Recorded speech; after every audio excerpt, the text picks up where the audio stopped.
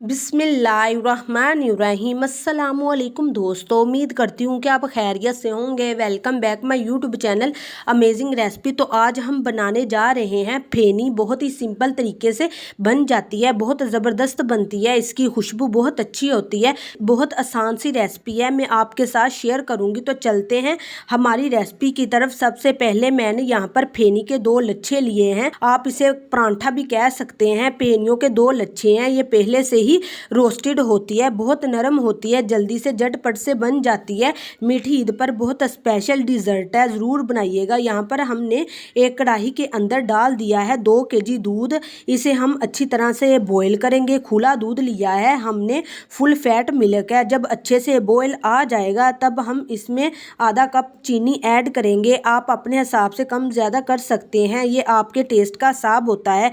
फेनी को हमने पहले से ही चूरा कर लिया है, अगर आप चाहें इसका मुकम्मल परांठा भी रख सकते हैं। चीनी ऐड कर देंगे दूध के अंदर और इसे चम्मच की मदद से अच्छी तरह मिक्स करेंगे। अच्छी तरह से हमने मिक्स करना है चीनी को। 2 से 3 मिनट के अंदर चीनी जो है अच्छे से दूध के अंदर इनजोल्व हो जाएगी। जब बॉयल आने लगेगा इसमें फेनी ऐड करेंगे। एक ही दूध के बॉयल से फेनी पक जाती है। बहुत ईजी है, बहुत सिंपल से झटपट से बन जाती है। मीठी ईद पर खास तौर पर हलवाई की दुकान से इजीली मिल जाती है। दूध में अच्छी तरह से चीनी डिजल्व हो गई है, तो अभी इनमें फेनी ऐड कर देंगे। फेनी का हमने चूरा कर लिया है, अगर आप चाहें इसका पूरा लच्छा भी डाल सकते हैं। अब हम इसे तकरीबन 3 से 4 मिनट पकाएंगे। मिनटों में पक जाएंगी, अच्छी तरह हिलाएंगे। एक ही बॉयल से ये पक जाएंगी, क्योंकि पहले ही रोस्ट होती हैं। खास तौर पर देसी घी से बनती है, इसलिए इसकी खुशबू बहुत ज़बरदस्त होती है। देखिए एक बॉयल आने वाला है, हमारी फेनी जो है गल गई है, पक गई है।